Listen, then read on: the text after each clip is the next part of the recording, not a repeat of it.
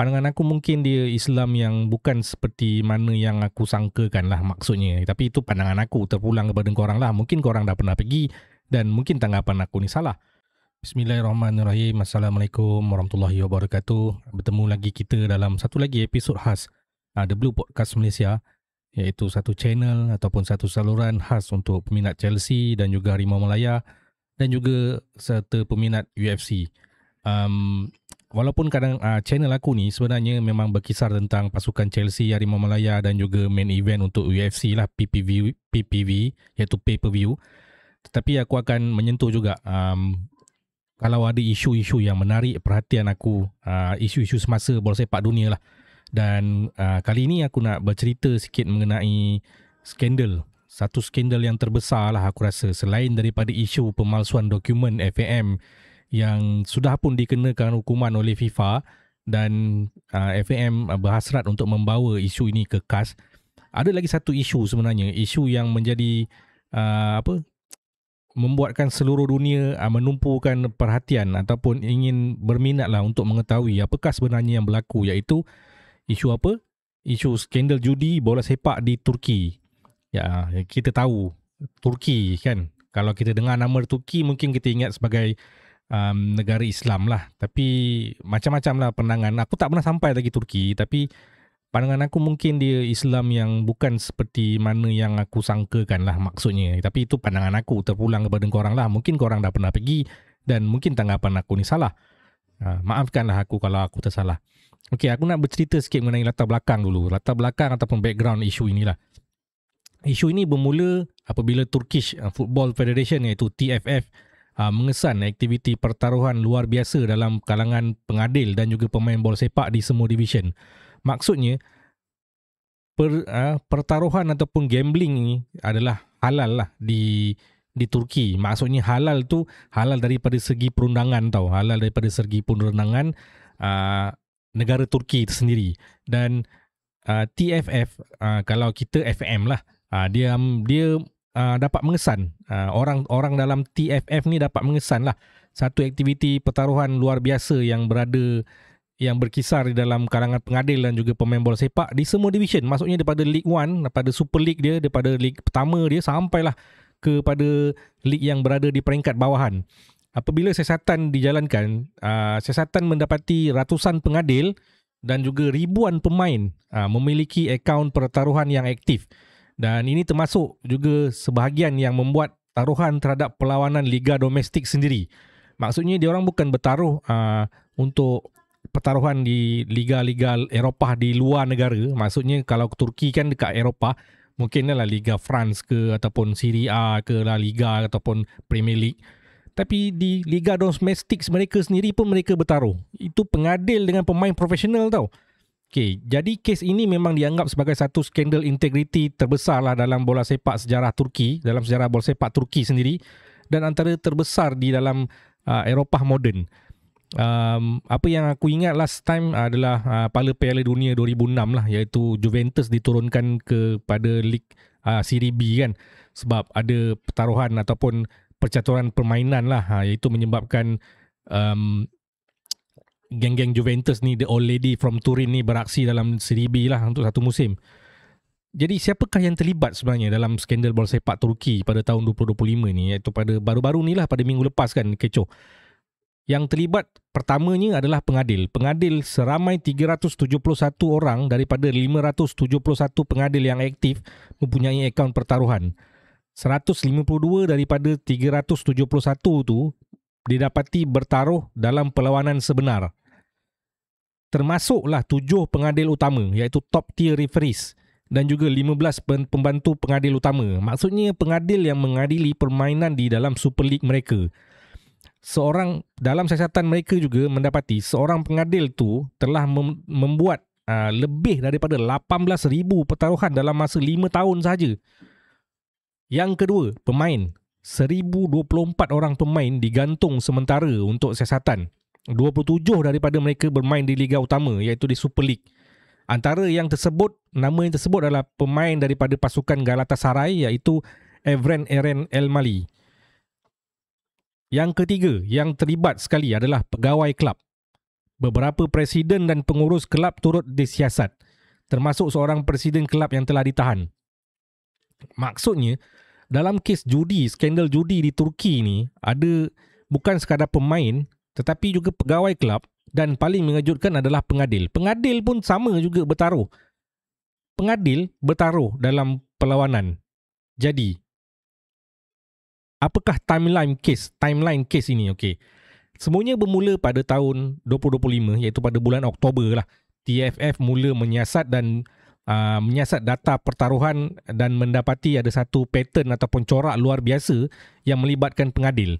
Itu yang menyebabkan TFF mula untuk menyiasat secara lebih lanjut lah. Dan pada 27 Oktober 2025, TFF mengumumkan 149 pengadil digantung antara 8 hingga 12 bulan sementara siasatan dijalankan.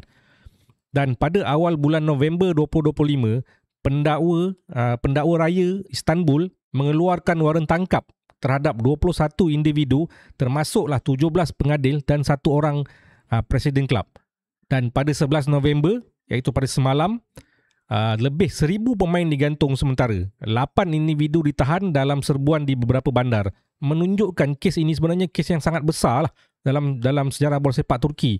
Sampai 1,000 lebih pemain digantung. Dan ada sampai presiden kelab pun juga ditahan. Jadi ini adalah, orang cakap, satu imej yang tidak baik lah yang ditunjukkan oleh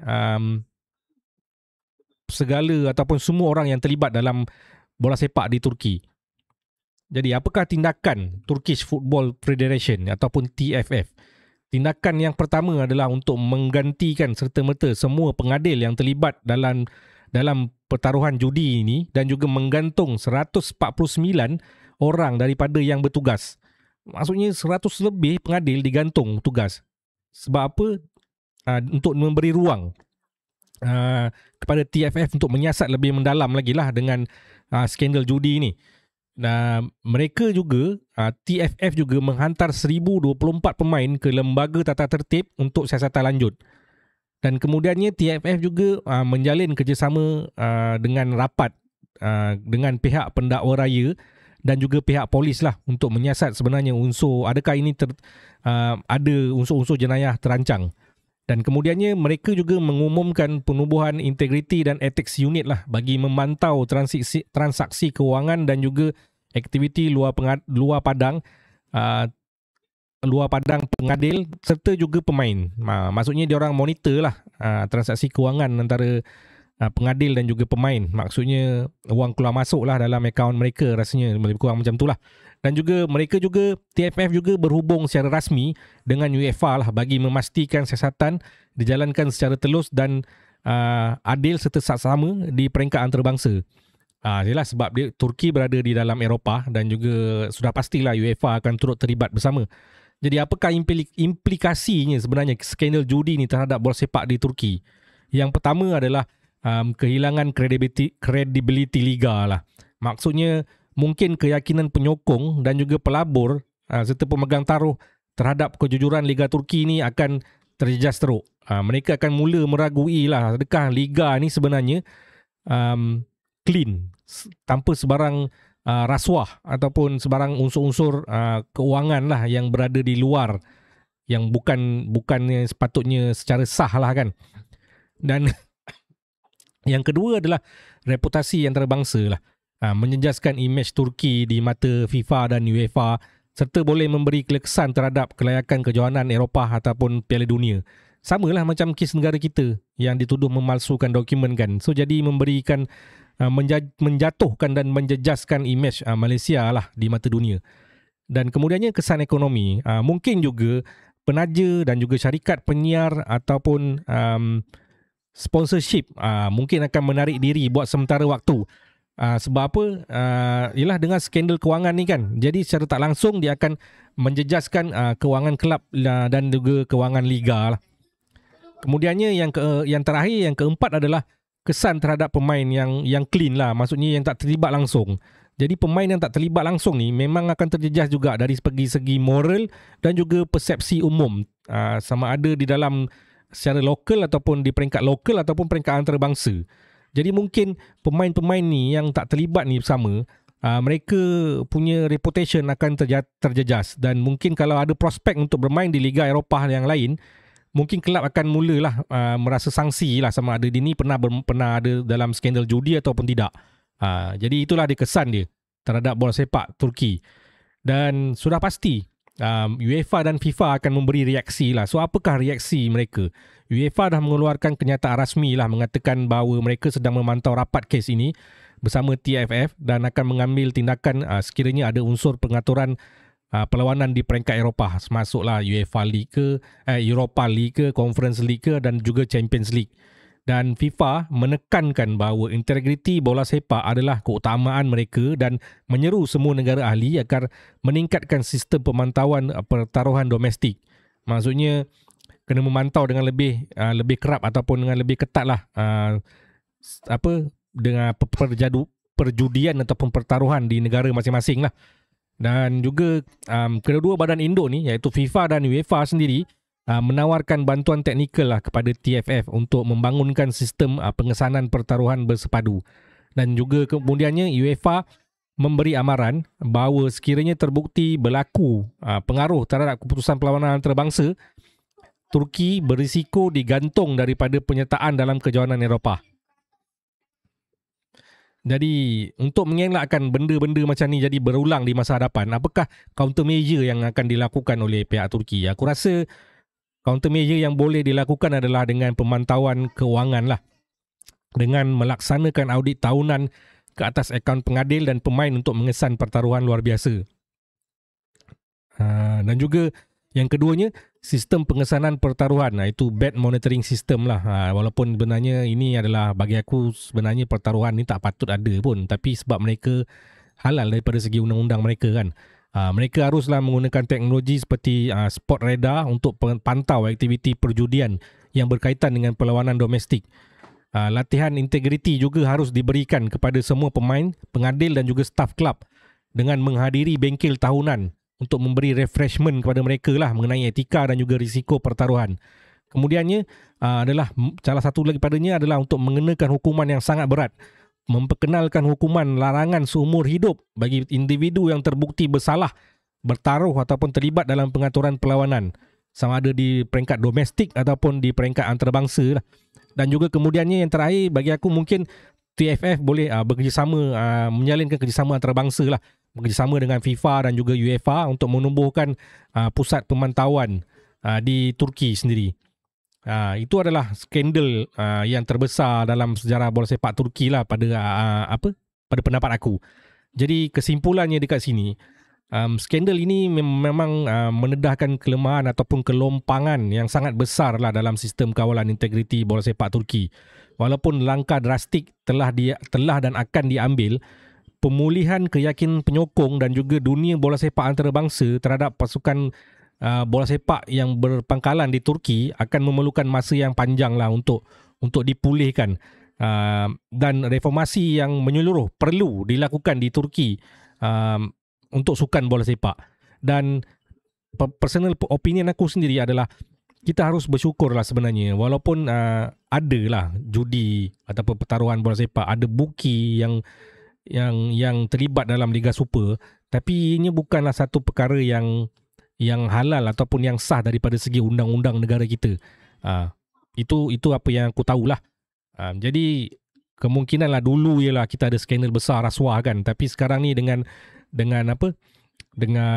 tangga gaji yang diperkenalkan sudah aku rasa sudah berkali-kali ganda lah daripada yang sebelum ni, sampaikan ada klub-klub yang tertentu yang tidak mampu lagi membayar gaji pekerja ataupun gaji pemain. Dan aku harap kita punya Liga Super ni akan terus bebas lah daripada skandal-skandal rasuah ataupun judi yang tidak sepatutnya berlaku lagi lah. Sebab semua pemain bola sepak sekarang dah profesional, mereka dah ada gaji masing-masing kan. Jadi itulah saja daripada aku kali ini. Apakah pendapat korang? Adakah keyakinan FIFA ataupun UEFA ataupun juga klub-klub lain yang berada di Eropah akan kembali dengan skandal besar perjudian di Turki ini? Sebab bagi aku mungkin mereka akan terjejas sekejap dan kemudiannya mungkin akan kembali berjalan seperti biasa lah. Sebab apa? Sebab judi ni bagi aku adalah satu perkara yang merosakkan sukan lah, pada pendapat aku. Sebab dia mempengaruhi. Sebab apa? Sebab duit. Itu sajalah. Dan aku nak ucapkan terima kasih kepada korang yang dah subscribe. Daripada awal lagi, sekarang ni aku dah melepasi 2,000 subscribers, Alhamdulillah. Dan kepada korang yang masih lagi belum subscribe dan juga berminat dengan untuk mengikuti channel yang memberikan konten-konten yang seperti ini adalah channelnya. Tolonglah subscribe. Dan untuk memberikan aku lebih motivasi lagi untuk menyediakan konten-konten yang lebih padu di masa hadapan. So, itulah saja daripada aku. Aku Zonan. Assalamualaikum warahmatullahi wabarakatuh.